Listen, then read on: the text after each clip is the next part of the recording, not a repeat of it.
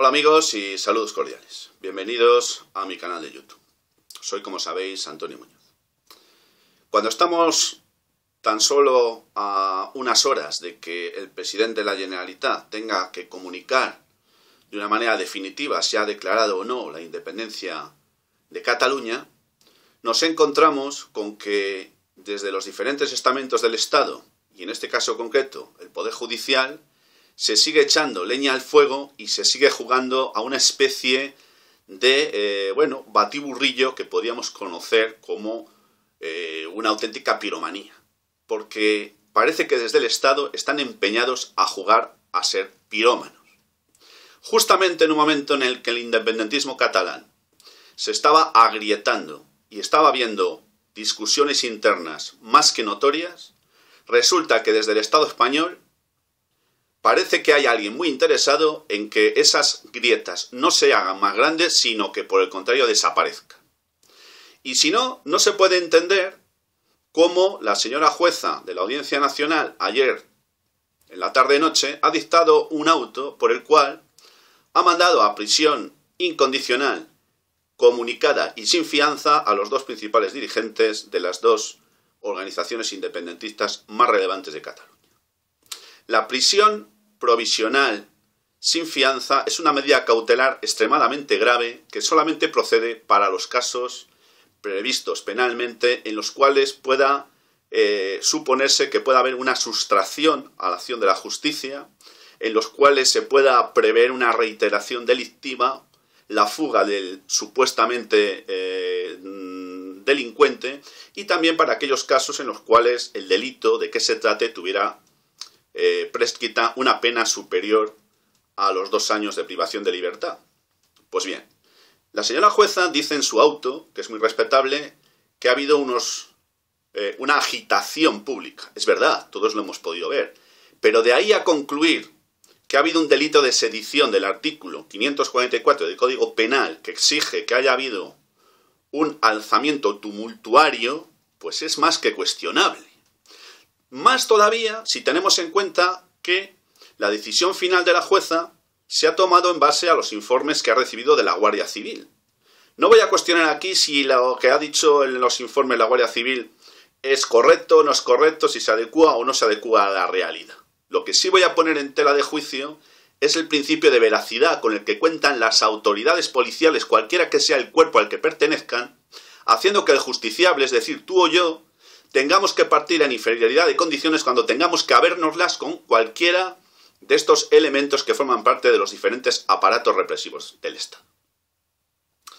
Bien, ¿por qué planteo todo esto? Planteo todo esto porque desde ayer, muy especialmente, pero ya desde hace algunas fechas, se viene hablando sobre si existe o no existen presos políticos en España. Sí.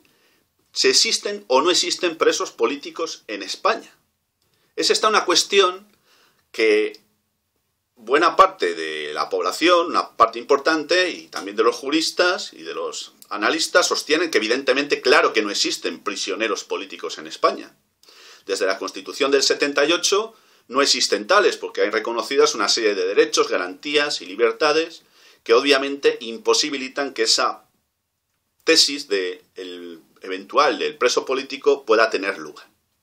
Bueno, pues esto es muy discutible, porque yo solamente voy a poner encima de la mesa los casos de Alfon, los casos del señor Varela, que dirigía la librería Europa, con la que estoy ideológicamente a las antípodas, de numerosos anarquistas que están en prisión por motivos políticos, del señor que creo que se encuentra exiliado en Escocia, llamado David Reventós, cuya único delito, entre comillas, fue desear, o mejor dicho, ponerse en huelga de hambre hasta que Cataluña y Escocia fueran independientes. Por ese motivo no se le detuvo, se le retuvo y no se le metió en la cárcel, sino que se le ingresó en un centro psiquiátrico. Esto es verdad y podéis verificarlo si queréis. Por lo tanto, eso de que no existen presos políticos en España es más que cuestionable, porque lo que ha sucedido ayer, enviando a prisión a estos dos dirigentes independentistas, no es realmente algo que tenga que ver con una impulsión política clara. Sí, ya me dirán algunos que ha habido supuestamente o presuntamente la comisión de un delito. Es verdad, pero políticamente las consecuencias que puede generar llevar a prisión a estas dos personas pueden ser mucho más graves que el mal que se trata de evitar, porque la jueza pudo ayer haber tomado medidas cautelares que no hubieran sido la privación de libertad en los extremos tan graves en que lo hizo. Mirad, la Asamblea Parlamentaria del Consejo de Europa, en sesión del 3 de octubre del año 2012, establecía que para que hubiera un preso político era necesario que se vulneraran derechos como el de la libertad de expresión o la libertad de conciencia. Pues bien, igual estamos ante un caso de este tipo. Era necesario también que toda la decisión represiva que se hubiera podido adoptar pudiera estar impulsada por razones de tipo político. Sí, ya sé que me van a decir que la fundamentación es jurídica, la del auto. Ya lo sé. Pero yo voy a poner encima de la mesa también que existe un proceso claro y inequívoco de politización de la justicia. Hemos llegado a un extremo en el cual sostener que los poderes, el poder judicial, que forma uno de los tres poderes del Estado, es independiente, es algo que ya no se lo puede creer ni el que lo dice. La politización es de tal nivel que es prácticamente imposible poder sostener hoy, de una manera honesta y digna, que exista una independencia por parte de los jueces. Mirad, ¿cómo se puede hablar de esta independencia? El pasado día 12 de octubre, día de la denominada fiesta nacional, en diferentes corrillos de Madrid se afirmaba ya que los dos dirigentes de las organizaciones independentistas iban a terminar en Chirona. Luego me dicen que la juez dictó un auto de manera independiente. Pues bien, podrá ser así, pero yo no me lo creo y no creo que me vayan a meter en la cárcel porque diga esto, porque no estoy diciendo nada más. No estoy ni cometiendo ningún delito simplemente por decir que no hay independencia en los jueces. No la hay, y si quisieran tenerla, porque hay algunos que tienen todavía un poco de honestidad, no les van a dejar, sobre todo si hay por detrás razones de peso político tan grande como el que nos ocupa. Mirad, en octubre del año 1977 se decretó la ley de amnistía política en España. En virtud de la misma, salieron en libertad todos los presos que habían sido por delitos que hubieran tenido que ver directa o indirectamente con razones políticas. Eso supuso hacer una tabla rasa, es decir, el carácter delictivo de esas presuntas actuaciones que les llevaban a prisión desaparecían como si jamás hubieran tenido lugar y consiguientemente también los antecedentes penales.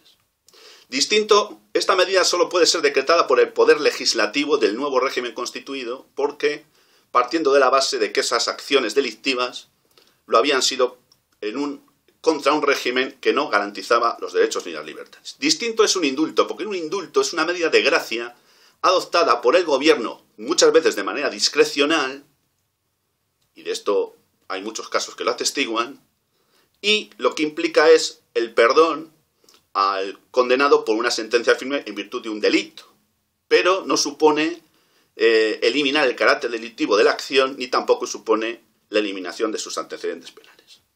Pues bien, ¿cómo es posible que, en virtud de la ley de amnistía de 1977, se amnistiasen ciertas conductas como tipificadas como delictivas y ahora el Estado español, a través del gobierno del Partido Popular y de la escoba naranja que le sonríe a diario todas las cosas que hace? Y lo que es peor aún, con la traición del Partido Socialista Obrero Español, que hoy mismo ha dicho que va a retirar la reprobación que tenía pensado plantear contra la señora vicepresidenta del gobierno como responsable por la lamentable, vergonzosa e ignominiosa actuación de los cuerpos y fuerzas de seguridad del Estado el pasado 1 de octubre en Cataluña. Este es el Partido Socialista Obrero Español que tenemos. Al final, son todos los mismos. ¿Por qué? Porque todos están confabulados en el mantenimiento de la Constitución del régimen del 78. Sí, esa que hablan de que es tan democrática y tan querida por todos.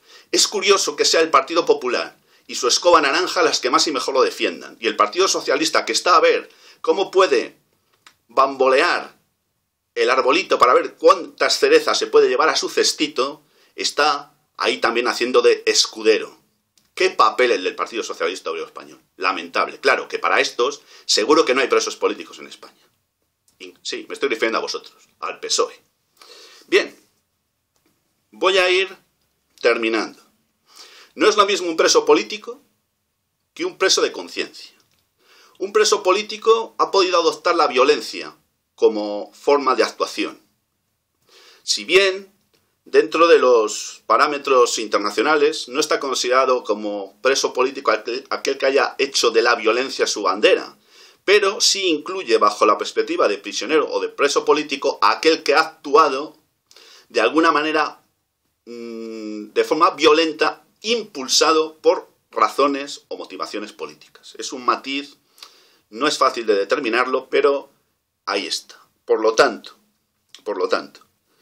es una verdadera pena a lo que estamos asistiendo. La ley de partidos políticos del año 2002 trajo consigo también un recorte muy grande al principio de la libertad de conciencia ideológica, impidiendo que numerosas personas pudieran organizarse en forma de partidos políticos simple y llanamente porque decían algunas cosas que no satisfacían los intereses del régimen del 78 que está actualmente vigente. Por tanto, todo aquel que pone en peligro o simplemente no gusta al sistema vigente, que es el actual, pues es un delincuente. Para ellos es un delincuente. Incluso también un terrorista o un subversivo. Pero muchas veces lo que hay debajo de eso es un preso político.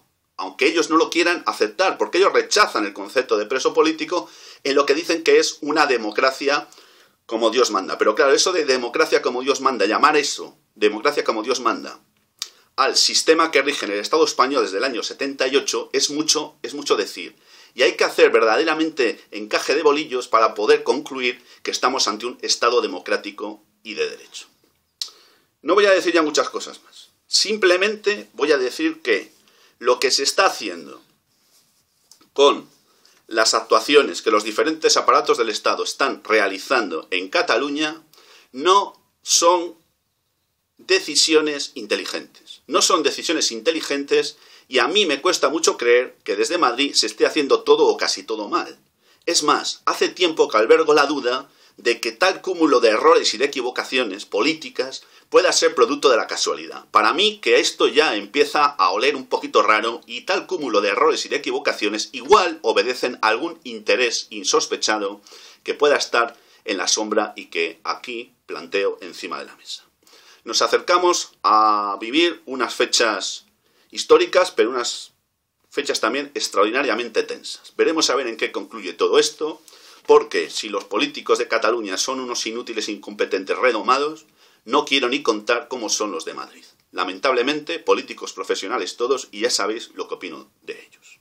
Sin más amigos, esperando haber podido clarificar un poco el concepto de los presos políticos, recordándoos que podéis suscribiros a este canal si lo deseáis, yo ya me retiro. Hasta muy pronto, no sin antes desearos, enviaros, como siempre, mi saludo fraternal de salud y libertad. Muchas gracias y hasta muy pronto, amigos.